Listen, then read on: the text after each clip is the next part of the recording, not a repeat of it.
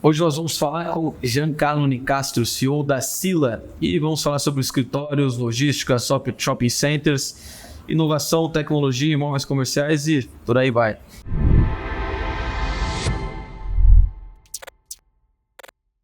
Sejam todos muito bem-vindos a mais um episódio do Prop Talks, o seu canal de podcast de inovação, tecnologia e, por que não, mercado imobiliário. E junto comigo, como sempre, meu parceiro e todas as eternas gravações, Jota Batista. Fala, Jotinha. Por mais um grande episódio.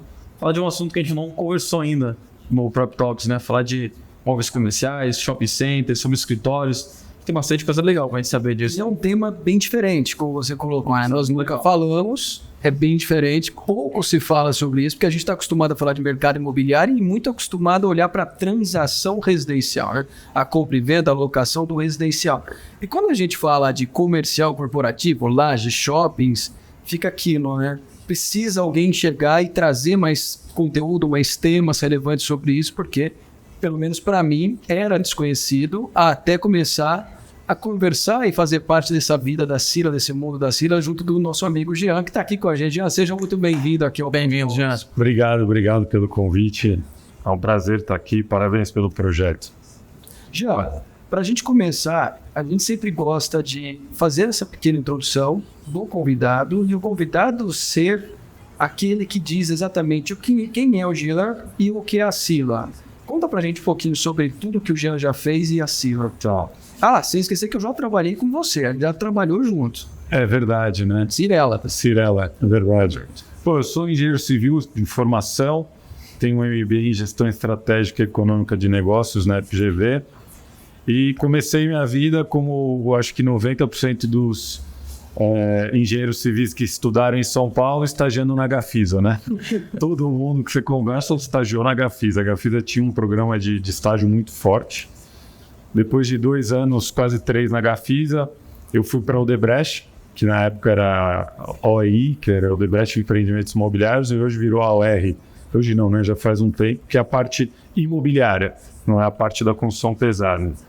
De lá eu fui para a Cirela, onde eu fiquei quase 7 anos, sendo metade Cirela Brasil Realty, que eram empreendimentos residenciais, e metade na CCP, que hoje virou a SIM, que é a SIM PropTech, que é a parte de imóveis corporativos, shopping centers e galpões logísticos. De lá, conheci uns americanos, e aí a gente resolveu fundar a Sila, que é uma plataforma de inteligência imobiliária.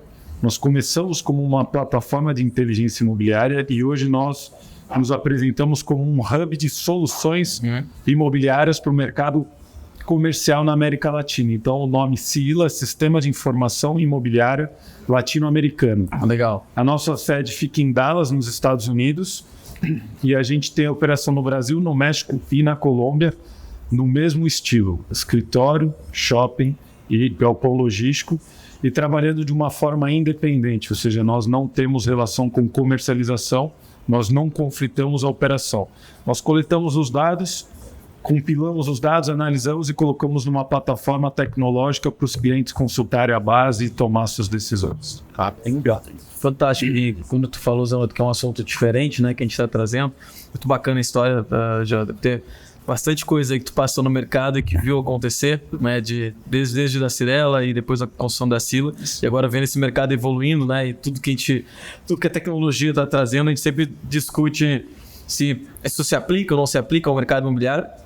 Mas esse negócio falou de ser um assunto relativamente diferente, né, que a gente está falando, porque parece, pelo menos para mim, que o mercado, olhando, né, o mercado imobiliário como um todo, que quando fala de logística, galpão, imóvel comercial, shopping, parece que é algo distante, né, do mercado imobiliário, parece que é algo que só para investidor. Então, o mercado imobiliário, o corretor de imóveis, por exemplo, né, que é onde eu boa parte do tempo vivi, nem falar sobre isso, porque não, só aí eu deixo para os fundos de investimento, então, porque é uma coisa distante.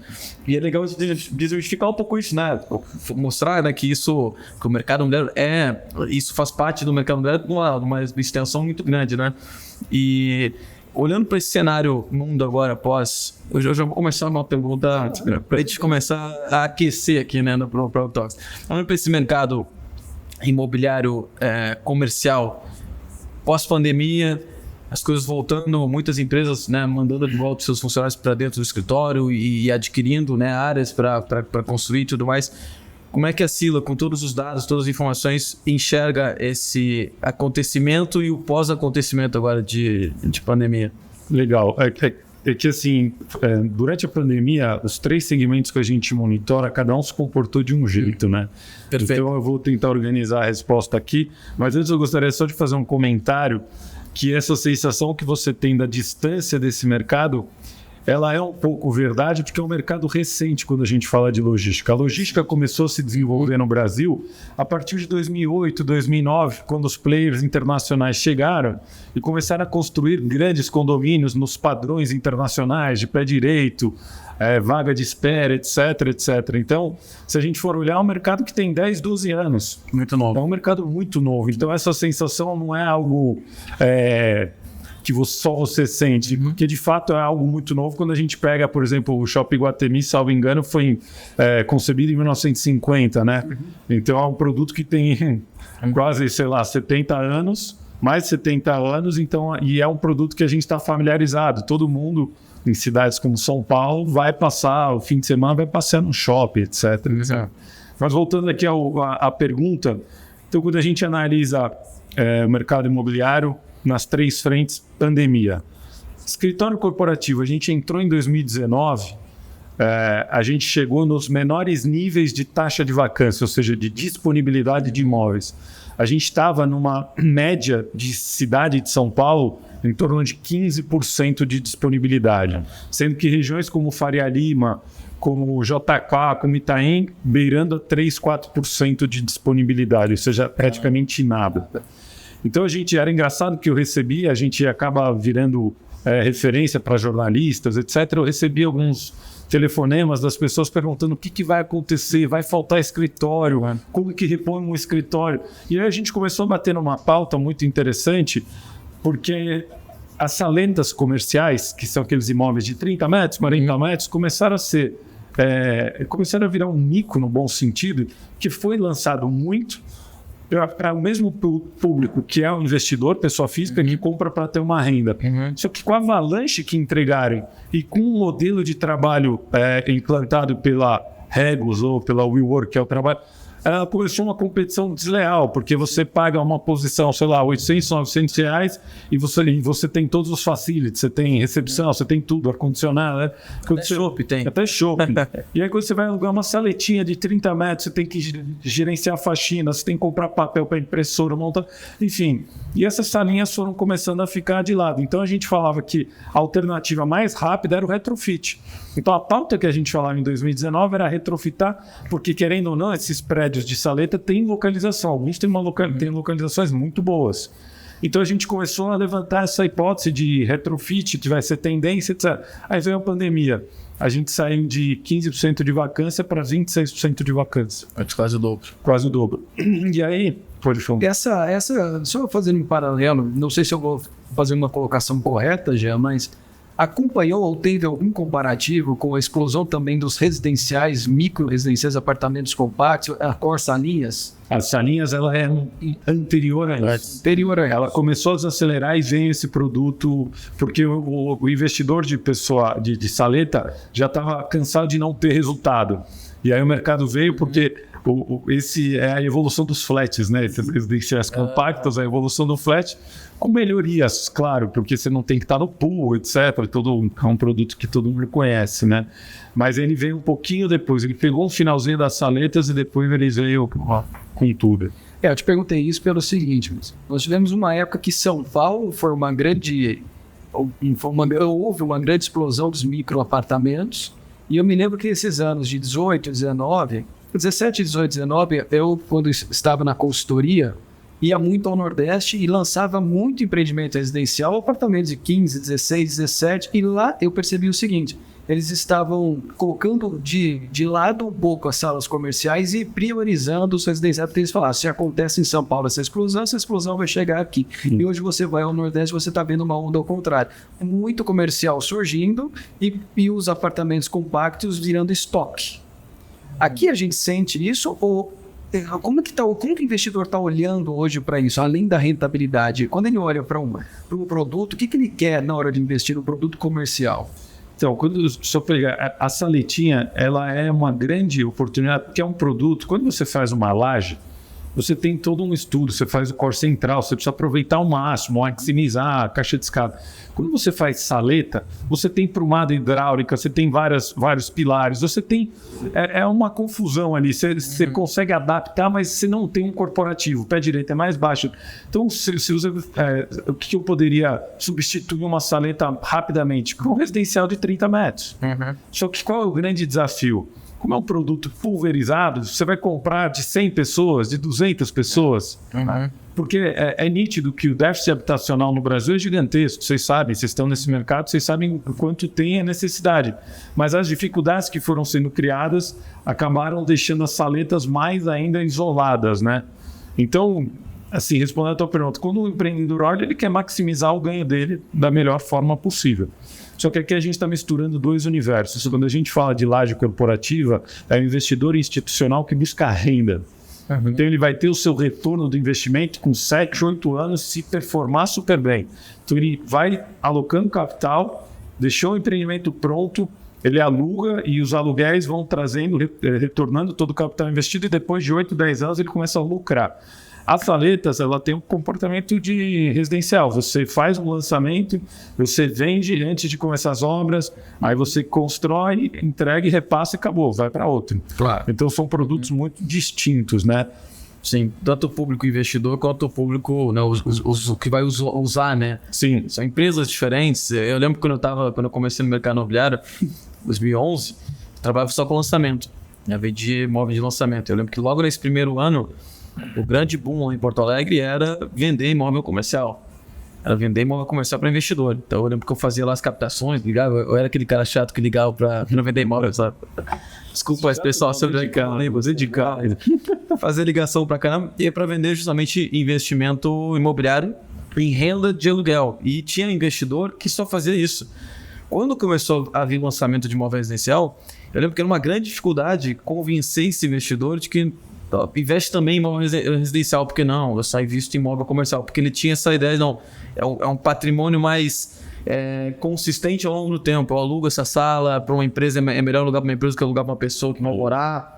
Então tinha, mas naturalmente o investidor completamente diferente que compra essas salinhas, eu compravam de lotes, às vezes os caras compravam o andar inteiro, várias, né, unidades. Diferente de uma empresa, né, de um fundo que vai aportar numa laje, que vai construir um prédio, né? São perfis completamente diferentes e buscas diferentes de retorno também. Exatamente, exatamente. Mas continuando da pandemia ali, então, a parte de escritório... Os escritórios de 2019 estavam surfando uma onda maravilhosa, a pauta era vai faltar escritório, e aí veio a pandemia, e aí...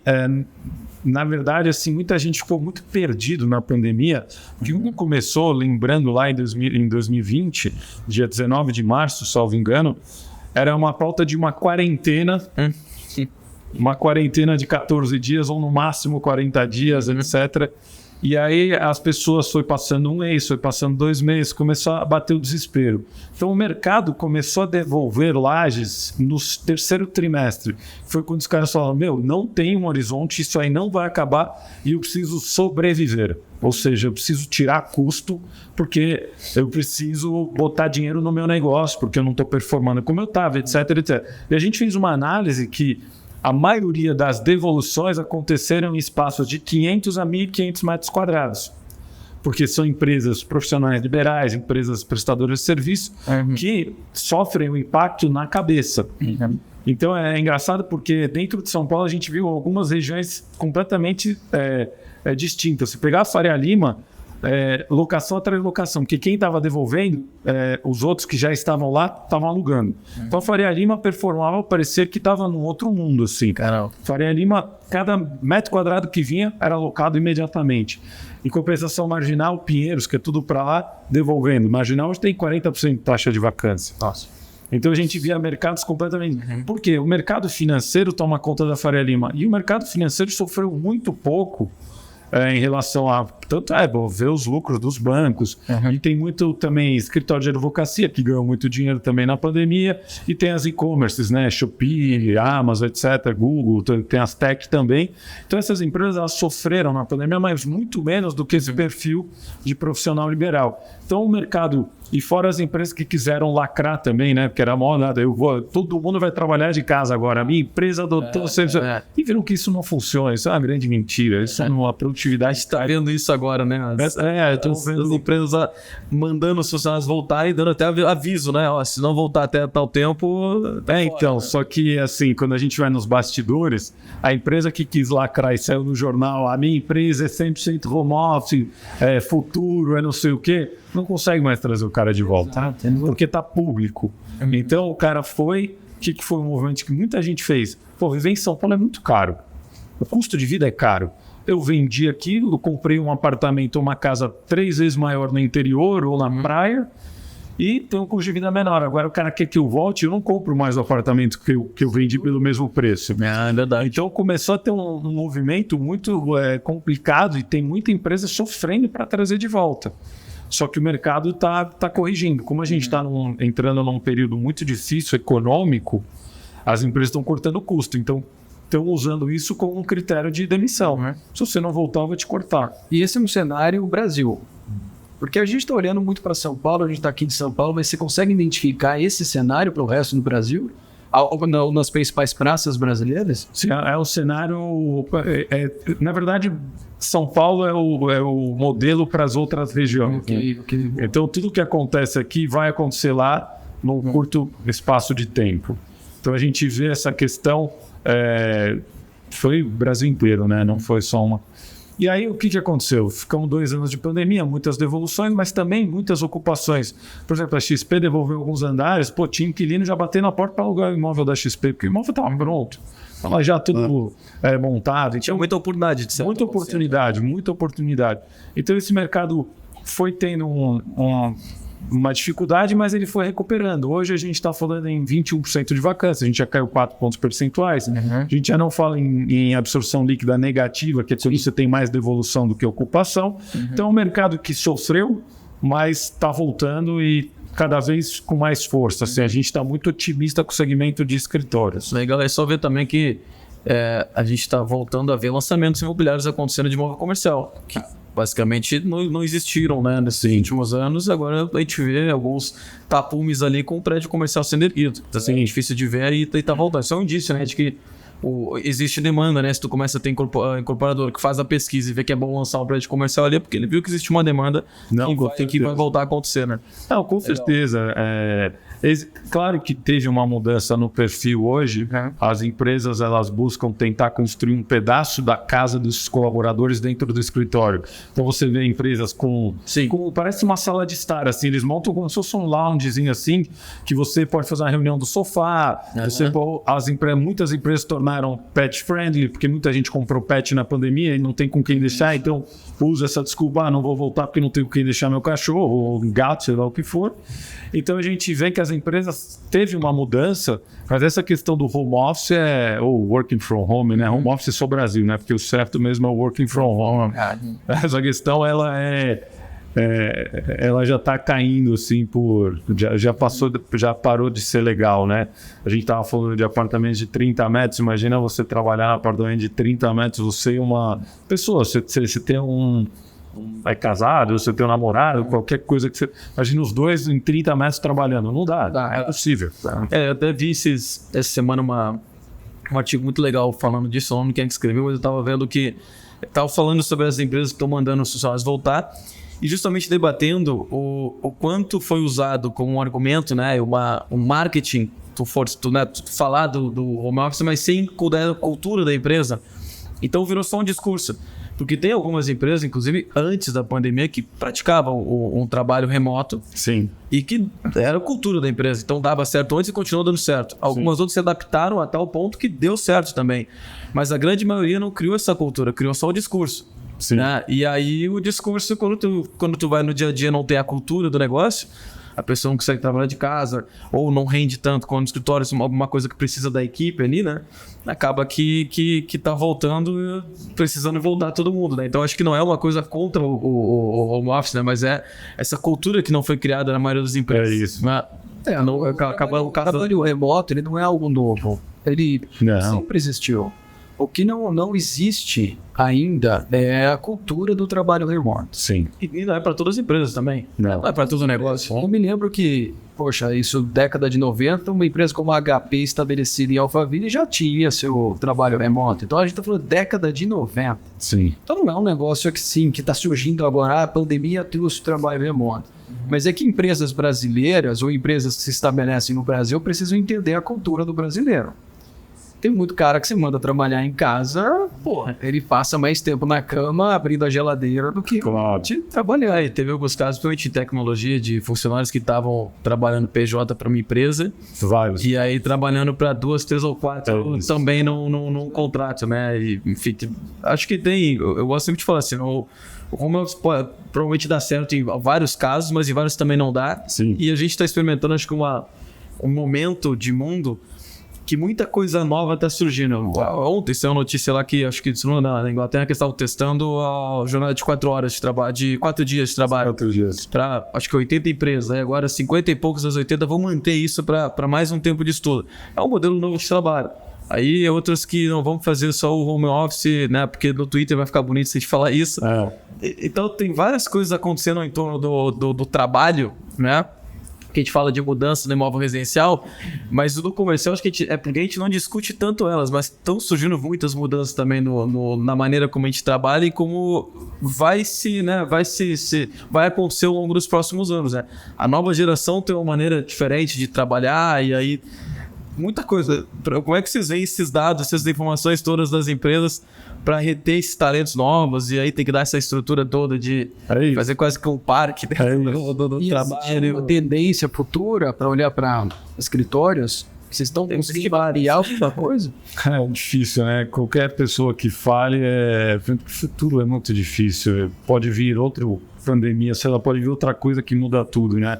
O que a gente sabe sim é que os escritórios estão deixando de ser formais, né? Então, hoje em dia até as vestimentas mudaram bastante e se a empresa não se adequar ao mínimo, não se atualizar um pouquinho, ela acaba perdendo talentos porque isso faz a diferença. Lembrando que quem imprimiu esse modelo de montar um parque dentro dos escritórios foi a Google lá no passado, Uber, todo mundo, né? Tinha lá várias multinacionais, então já era um modelo que brilhava os olhos de todo mundo. Você ia numa reunião no Facebook ou no Google, você tinha lá a geladeira com tudo para comer, o cara falava, não, fica à vontade, você parecia que tava, não.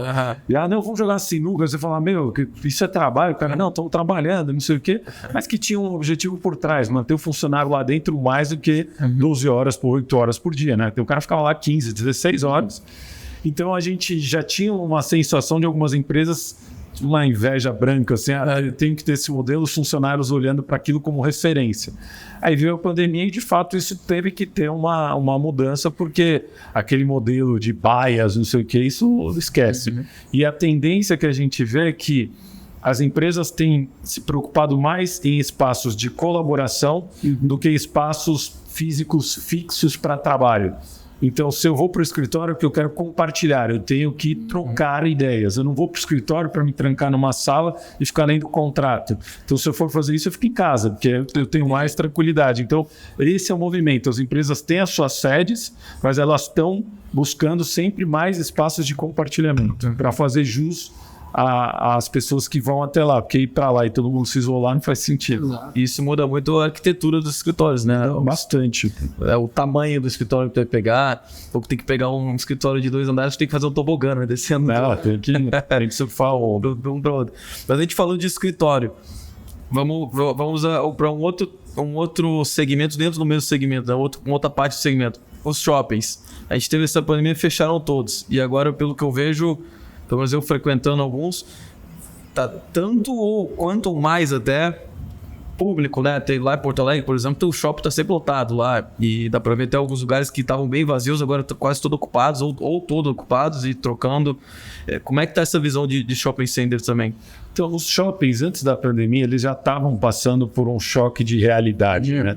aquele modelo de ir para o shopping, comprar e sair já não funcionava mais, que foi o que aconteceu com os shoppings nos Estados Unidos, porque os shoppings lá, diferente dos nossos que tem localização, são dentro da cidade, você vai a pé dependendo de onde você mora, lá eram shoppings feitos nas rodovias, então era um negócio, um destino para ir comprar e vir embora. Os shoppings já estavam trazendo entretenimento para dentro deles, né? Então os shoppings de fato foram impactados por não poder vender. Então, muito lojista enforcado, precisando pagar as contas e, alimentação, os caras perderam o estoque tudo lá de alimentação, venceu, enfim. Só que os shoppings foram se reinventando, né? Eles foram trocando a roda com o pneu andando. Então, eles criaram os e-commerces, criaram várias coisas e foram facilitando. Só que quando reabriu, a gente entendeu que é natural nosso, do ser humano, ir até um lugar. Como é que você compra uma camiseta por e-commerce? Como é que você compra? Então, a gente tem essa questão. E aí você pega as grandes cidades, você tem excelentes restaurantes dentro do shopping. Eu lembro quando lançaram o Netflix que ia acabar os cinemas. Aí o que os cinemas fizeram? Botaram poltrona, vinho, garçom, não sei. Então tudo vai se atualizando. E o shopping já estava nesse processo que ele acabou acelerando. E aí até é engraçado porque eu estava comentando que os 3 produtos comerciais hoje eles estão se entrelaçando. Por exemplo, os shoppings tem coworkings dentro dos shoppings.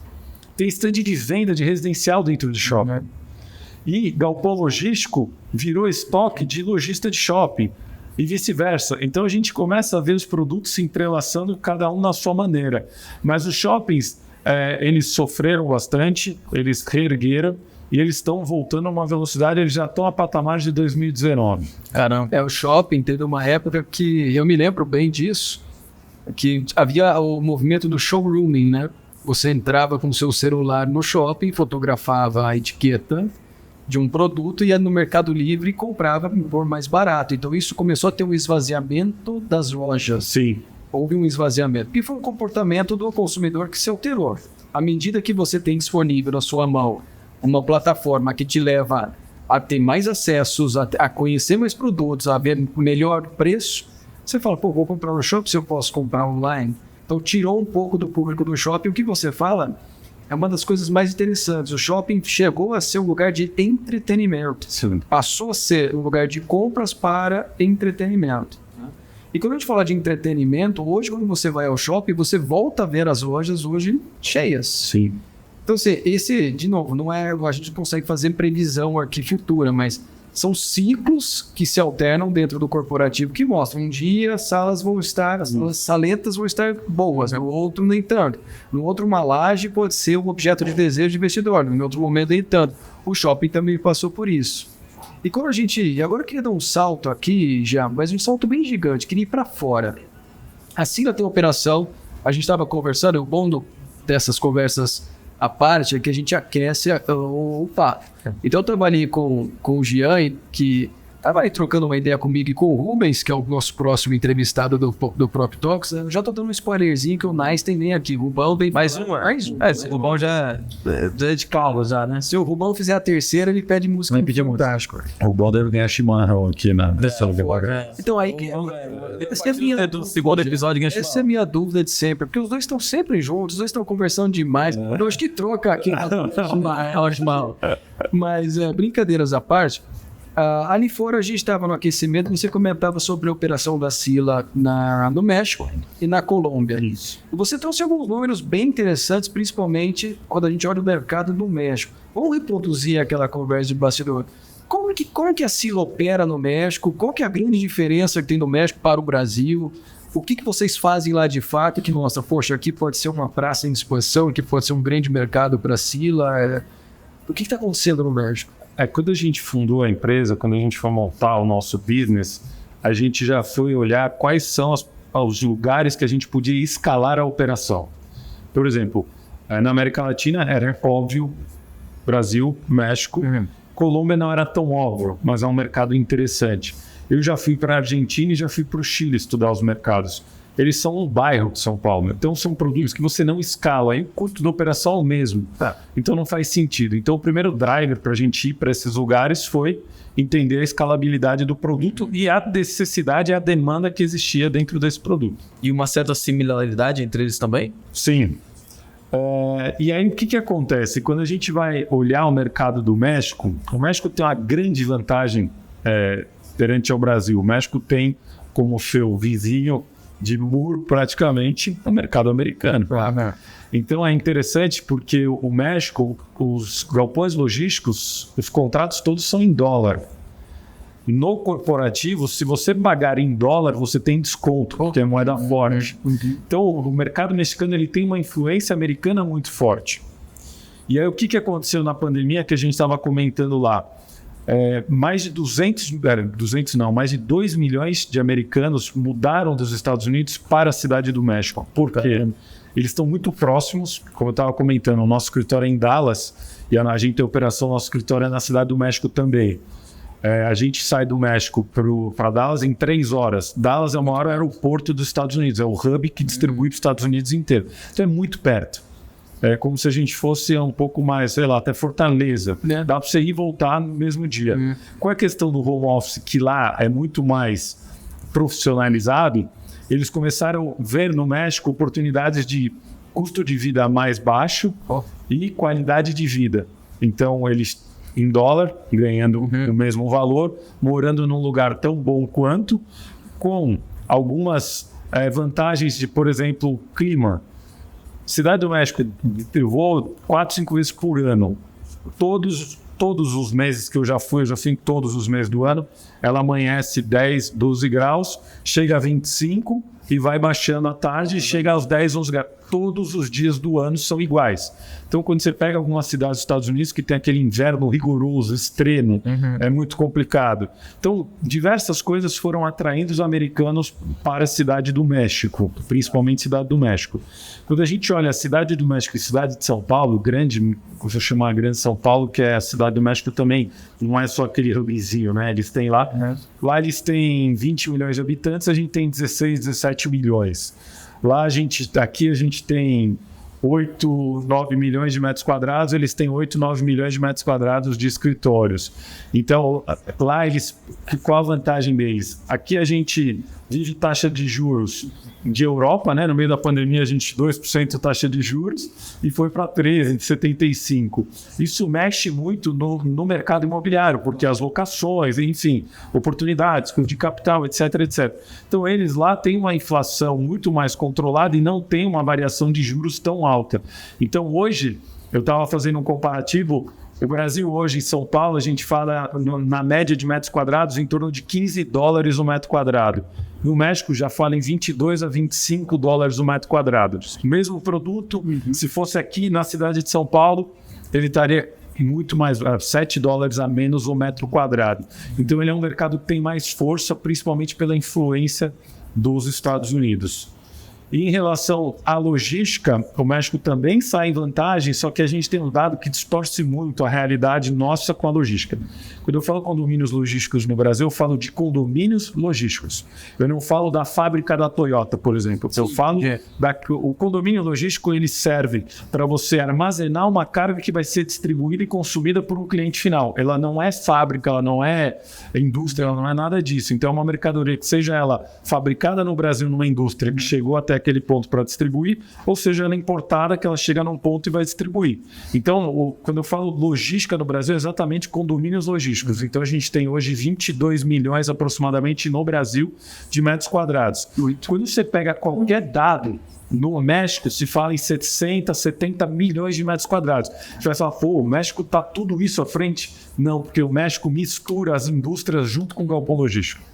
Tá, entendi. No mesmo espaço? No mesmo, né? Às vezes no mesmo espaço também. Mas na cultura deles, eles juntam esses dados, eles entendem que é o mesmo movimento. Só que, vou dar um exemplo por que eu não concordo. Vamos dizer que eu montei uma fábrica de carro. Eu fechei minha operação, Ford, fechei a operação da fábrica de carro.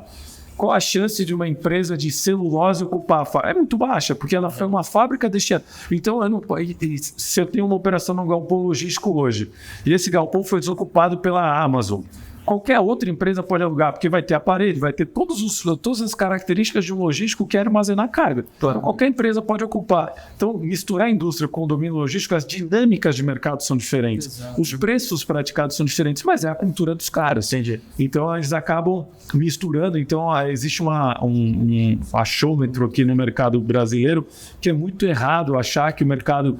porque eu já escutei várias pessoas, não, a gente tem muito para crescer, só o México tem 60 milhões e o Brasil só tem 20 milhões. Não, mas estão totalmente equivocados nessa leitura. Se tivesse a mesma contagem, a gente teria muito mais ainda do que... A gente não mapeia a indústria, a gente já fez uns levantamentos prévios, tem mais de 100 milhões de metros quadrados. Sei. Claro que sucateados, claro que, enfim...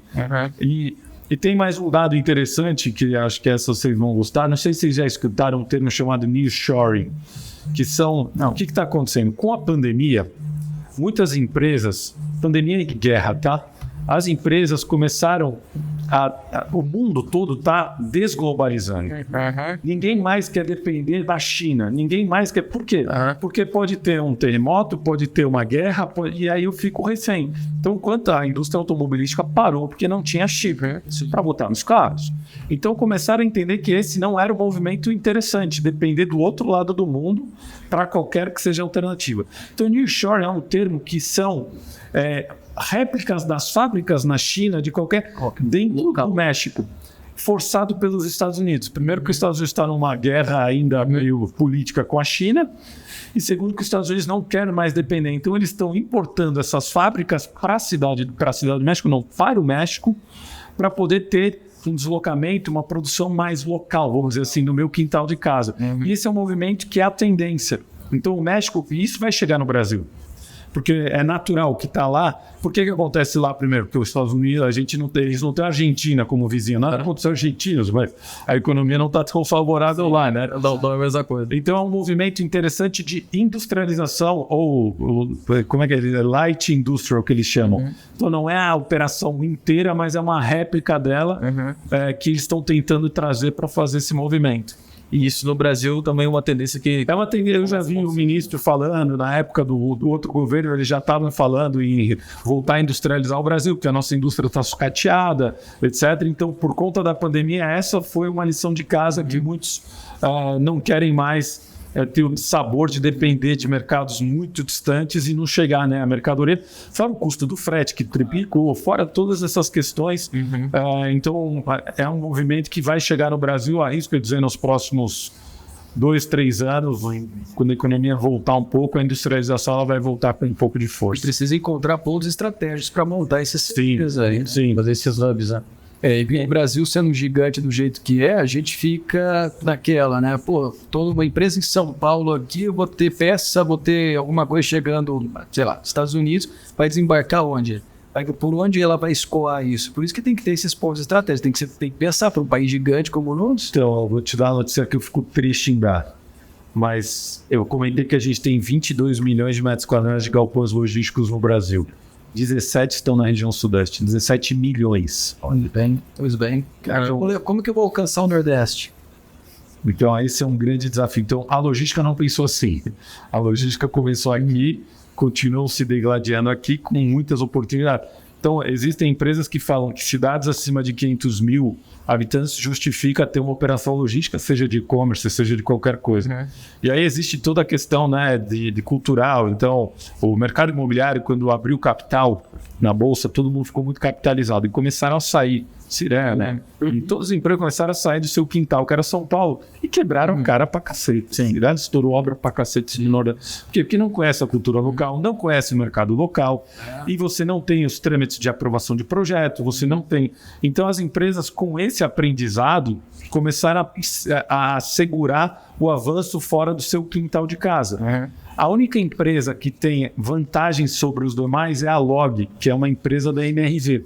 E a MRV, por estar espalhada no Brasil inteiro, ela já tem escritórios no Brasil inteiro. Então você consegue ocupar um pedacinho ali, começa numa salinha, vai dando certo, vai para a segunda e monta uma operação. Então essa escala são poucas empresas que têm. Então eu falo que é triste porque é muito concentrado aqui. E o Brasil é muito maior que São Paulo, né? Sem dúvida. Então esse é um grande apelo que eu sempre faço, que a logística precisa se distribuir. Só que aí a gente esbarra num outro problema, a infraestrutura, as condições das rodovias. E aí é uma coisa que vai puxando a outra, né? Por que o e-commerce não avançou no Norte e Nordeste? Porque não tinha sinal de celular. A grande maioria do povo nordestino não tem conta bancária, são desbancarizados. Aí vem o Mercado Livre e montou o Mercado Pago para tentar ser uma solução. Então são vários probleminhas que também acabam ficando concentrados em São Paulo. Mas a gente, de fato, tem muita oportunidade aí pela frente. E essas coisas que estão acontecendo, tipo a chegada daqui a pouco da 5G, né? Daqui a pouco o Elon Musk começa a botar a internet em todos os lugares como ele quer fazer.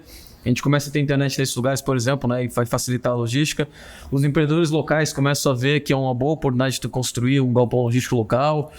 Acho que essas coisas todas misturadas, o Brasil consome muito produto pela internet. Sim. Muito, né? Tanto é que a gente teve um aumento significativo, né, de Amazon vindo, de Mercado Livre e tudo mais. Acho que isso é uma tendência que, me corrija se estiver errado, naturalmente vai começar a acontecer, talvez não tão rápido quanto deveria, mas naturalmente pode começar a acontecer, e é uma oportunidade. Se um empreendedor local, né, que tem esse punch para fazer um empreendimento logístico, quiser apostar para fazer, se tiver estrutura, é uma oportunidade que pode surgir ao longo dos próximos anos. É uma tendência que pode acontecer nos próximos anos? Sim.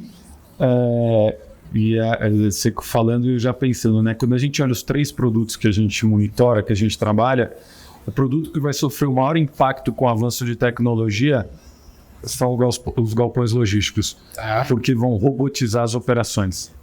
Então, como a gente vive num país ainda que é muito pró-funcionário e pouco, por exemplo, qualquer um que já foi para os Estados Unidos sabe que você tem que parar, abastecer o carro, que no Brasil nunca conseguiram por conta de enfim, sindicatos, etc., lei trabalhista, etc. Então, a tecnologia, quando ela for, de fato, funcionar aqui no Brasil, você vai ter galpões 100% fechados, escuros, e só entra robô. Você não vai ter mais mão de obra nas operações, como já é no Japão, como já é em algumas operações, não todas, né? Então a tecnologia 5G vai impactar dos 3 segmentos que a gente olha, muito mais a logística. E teve um ponto que a gente estava aqui também debatendo antes de começar essa conversa, que fala-se de tecnologia. Então vamos voltar na tecnologia de fato. Quando a gente olha, Paulo, o que está acontecendo em termos de desenvolvimento de novas tecnologias para o setor de imóveis corporativos, a gente percebe que ele ainda está engateando, é arcaico o modelo.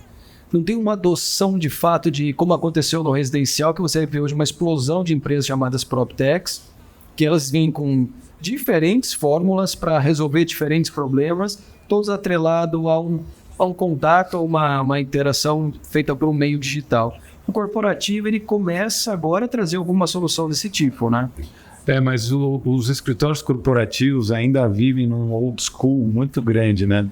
Então, por exemplo, a gente tem uma solução que é para facilitar a locação de imóveis corporativos. O Cilispot. Que é o Cilispot. Comenta sobre ele já. O Cilispot, o que a gente identificou? No Brasil não existia uma plataforma focada em escritórios corporativos, galpões logísticos. Então você entrava num grande portal, sem falar os nomes, e você ia lá, eu quero uma laje de 1.000 metros quadrados, e aí você põe lá 3 suítes, 4 suítes, porque ela não tinha linguagem do corporativo, não falava do pé direito, não falava, por exemplo, numa logística de carga de piso. A gente falou, a gente precisa, mais uma oportunidade para a gente explorar esse mercado.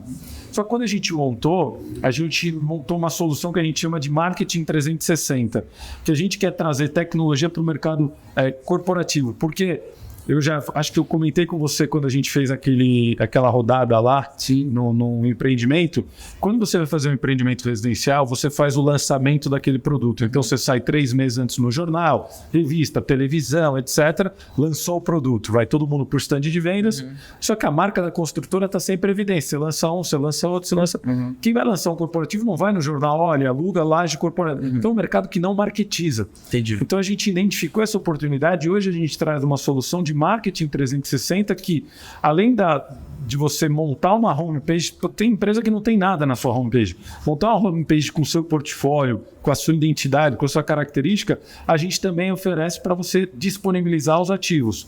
Só que aí a mentalidade ainda é muito para trás, assim. A gente, por exemplo, oferece tour virtual, que para o residencial isso porque você não tem tour virtual, nem anuncia na plataforma. Os caras não querem fazer tour virtual. Eles acham que ainda funciona o modelo do corretor botando a pastinha embaixo do braço, porque eles tem uma grande parcela que tem uma influência muito forte de algumas empresas que querem manter aquele poder delas na mão. Então elas fazem de tudo para lutar. Só que a tecnologia está indo. A água está subindo, só que eles não estão percebendo. Então tem proprietário que fala, olha, eu quero anunciar, mas eu não quero botar a rua. Eu falei, como é que você quer alugar um empreendimento sem botar a rua? Sem botar não, porque senão o concorrente vai ver, e vão achar que eu estou com a minha taxa de vacância alta, que eu estou quebrado. É cada bobagem que a gente escuta. Então a gente vem trazendo tecnologia através do marketing, através de um modelo de comercialização mais efetivo, mas de fato é um mercado que não quer se atualizar. Só que não quero, uma hora vai acontecer. Claro. Então quem não quer, uma hora vai se render à tecnologia. E é um trabalho que a gente vem fazendo. Só que isso também está na essência do nosso país. Então se você fala, Jean, você consegue usar inteligência artificial para coletar dados? E não. A base de IPTU da prefeitura não é conectada com a base de cartório, que não é conectada com o JustSoft. Então você não consegue botar a tecnologia na busca de dados, por exemplo. Então isso já a gente está em 2022. 2023. Já indo para metade do... Estou em 2023 e a gente não tem tecnologia de coleta de dados. A gente estava comentando, né? O Rubens perguntou para mim, como é que vocês fazem? A gente vai de prédio em prédio. Olha o espelhinho de ocupação. Tem prédio que não quer falar quem é o ocupante que está na laje. O cara acha que isso é estratégico, falar que a empresa está em tal andar de tal... É uma loucura. É triste, mas é verdade. E mostra que tem muita oportunidade. Muita oportunidade de criar soluções como o Cilispot. Vamos organizar isso. É isso. E usar daqui a pouco a blockchain para ter esse registro de dados de transações, criar um negócio mais transparente para dado mais fácil. Tem oportunidade, né? Quando tem o problema, o desafio, tem oportunidade. Pode não ser tão rápido quanto a gente espera. A gente que é entusiasta, né, da inovação na tecnologia, a gente imagina grandes coisas que podem acontecer rapidamente usando tecnologia. A gente sabe que o mercado real, e até bom que a gente está também no mercado real, aquele que tu pisa e sente o mercado imobiliário, a gente sabe que a adoção dele não é tão rápida. Sim. Tem algumas coisas acontecendo, mas tem um ponto que eu gosto de ver não é tecnologia, mas questão de comportamento de ser humano, que naturalmente vai passando o tempo, os comportamentos vão mudando, alguns voltam, outros, né, são novos. E quando a gente fala, juntando tudo que a gente conversou aqui, escritório, o shopping, a logística, quando a gente olha para esse comportamento, né, do ser humano agora, que está fazendo tudo pelo celular e quer a velocidade das coisas. A gente falou de trabalho, muda um pouco da percepção das pessoas no trabalho. Cara, eles não querem ir para o escritório porque preferem trabalhar de casa ou ser um nômade digital. As empresas querem que o escritório agora seja um pouco da casa das pessoas para que ela mantenha elas mais tempo. O shopping agora é um lugar de experiência. E que às vezes, inclusive, tem o case da Amaro. A Amaro tem um gadget shop lá, tu vai lá, veste, mas tu não compra lá, tu recebe em casa. E essa é uma tendência que vai começar a acontecer com várias outras empresas também. A logística a gente tem, o setor de delivery bombando, de entrega bombando. A gente não consegue projetar o futuro, mas a gente consegue ter alguns indícios dos próximos passos. Essa questão de comportamento, ela entra muito na pauta das conversas da Sila com os donos de laje, com o pessoal de galpão, com o pessoal de shopping. Entra um pouco dessa... essa não nova geração, mas esse comportamento está mudando, então nos próximos anos a gente imagina que vai acontecer, tem um pouco desses indícios de tendência, assim, já sendo mapeados, não só falando de bem futuro, mas os próximos passos, assim, desses três mercados, por exemplo, olhando esse comportamento todo que vem, que está mudando, que a gente citou, inclusive, aqui. Uma vez eu estava vendo uma palestra do Nizam Guanais, eu sempre cito isso, né? Ele fala, todo mundo fala que eu sou um gênio aqui. Cara, eu pego um avião, 9 horas, chego no futuro. Os Estados Unidos está sempre 10 anos à frente da gente. Aí eu pego, copio, volto e virei o gênio no país. O que está acontecendo? Então a gente olha muito do que acontece lá fora para replicar. Então, se você quer entender como vai ser o futuro, olha para os Estados Unidos, olha para Londres e começa a entender um pouco mais como pode ser o futuro aqui no Brasil. Então a gente não tem ainda muita... A gente ainda... Eu vou te dar um exemplo, enquanto você estava falando, veio na minha cabeça, né? Todos nós passamos por isso. Você chega hoje num restaurante, se você não tiver celular, você não vê o cardápio. O QR Code. Só que tem muita gente que não quer abrir e começa a brigar. Eu já vi gente brigando, eu quero menu, o cara não quer, o mercado imobiliário é assim. Comentário de qualquer mesa. O cara vai fazer e sempre eu puxo do lado e falo, que saudade do cardápio. Então, isso é o mercado imobiliário, sabe? A gente traz a tecnologia, o cara não quer, o cara resiste. Então, olhando em grandes capitais, assim, eles tentam trazer o máximo de conforto. Então, o que é muito comum lá nos Estados Unidos? Você tem o cafezinho lá embaixo, você tem um rooftop com um restaurante bacana, então você sai do escritório, vai lá. Você tem algumas amenidades que os prédios estão fazendo, mas não tem nada assim que você fale, nossa, trazendo para a logística, eles estão trazendo área, porque o cara, para ir trabalhar, condomínios logísticos estão espalhados nas rodovias. Sim. O cara não sai para almoçar, o cara não tem um refeitório, só que ele precisa ter um momento de descompressão dele. Então tem lá, estou começando a pensar mais no funcionário. Legal. Estou começando, por exemplo, uma falta que muito inquilino reclama. Pô, os caminhoneiros chegam, você não descarrega uma carga em 10 minutos. O caminhoneiro não tem uma sala para esperar a operação. Então eles estão começando a olhar alguns detalhes, mas são muito básicos, né? Então a gente ainda está com algumas coisas muito atrasadas. E é interessante que, tirando as devidas proporções, você fala do corporativo e fala do residencial, os problemas são praticamente os mesmos. São parecidos, né? São parecidos, né? Há alguns pontos que o Jean traz aqui das problemáticas que você tem no corporativo, eu estava traçando na minha cabeça aqui um paralelo com o que a gente tem no residencial. Vai desde pessoas, a processo, a infraestrutura, ou seja, a gente caminha em mercados que são paralelos, porém tem similaridades e ao mesmo tempo não se conversam. Não existe uma troca entre esses dois mercados. E eu tive o prazer de ver antes de você o Cinispot ser lançado. Tá bom? Você quer oferecer roda de mate pros caras, mas eu já conheço. Tô atrás. No dia do lançamento, a gente teve a oportunidade de participar daquela mesa de debates lá. E foi muito interessante porque eu me lembro que estávamos tinha a Marcela do Itaú, o Jean mediando. Que mais estava ali, Jean? Tinha a Mondelez, que era de logística. Exato. E tinha a Vivo. A Vivo é a Marcela. A Marcela da Vivo, você falou. Do seu lado direito estava... desculpa, Itaú não, Vivo. É mesmo. Tô com o Itaú na cabeça que... Éramos nós 4. Não, e tinha mais o... Esqueci o nome. Desculpa. O Lucas... Só que o Gênio... Não, era o... que é o responsável. Perdendo minha boca. O Caio Castro. Caio, desculpa, me perdoa. Depois de 3 Covid, eu estou perdoado pela minha vida. O Caio vai ouvir isso. O Caio é reclamado, fica puto. Eu me lembro que nesse debate a gente teve algumas visões bem interessantes sobre essas problemáticas que o Jean coloca. Então você tem a Marcela lá da Vivo reclamando que, para eu buscar um galpão para fazer instalação, para eu ter uma laje para pôr a minha equipe, eu não tinha como chegar. Vai contratar um corretor, mas o corretor não entende a minha necessidade, não sabe que tipo de laje que eu preciso, metragem e tudo mais. Então quer dizer, a gente está vivendo num mundo onde muita coisa muda, mas essa muita mudança ainda fica parada em cima de um negócio chamado problema, que ninguém quer resolver problema. Mas vai indo, né? Aquela coisa, você olha o mundo, eu vou saber muito bem a frase, olha o mundo em um mês, parece que ele evoluiu muito pouco, história em uns 5 anos, parece que ele evoluiu demais, assim, né? Tem essa visão diferente do tempo, parece que a gente está evoluindo muito quando a gente olha para trás, olha tudo que aconteceu nos últimos 2 anos. Mas quando tu vai olhando no micro, ainda tem muita coisa para acontecer ainda, né? Que não aconteceu, então tu tem bastante coisa para resolver, né? Para resolver. Zanotto, que baita papo, hein?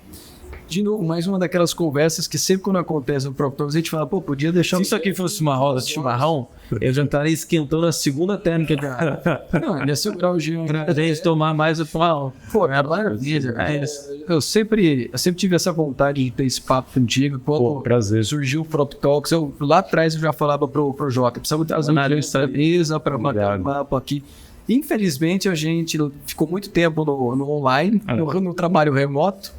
E quando a gente tem a oportunidade de encontrar, agora deu certo trazendo... A gente está aqui, né? No Prop Talks da House, os amigos da House aqui, que é a nossa casa do Prop Talks aqui, o rosa, né, do Prop Talks. O Zanotto adotou o urso pra ele aí. Combina comigo, é minha segunda cor favorita. Então tá aí o Prop Talks da House recebendo grandes convidados. Já aqui, que baita papo. Tirou muita dúvida minha, sabe? Eu que sou o cara de mercado, eu tô há 12, 13 anos já no mercado.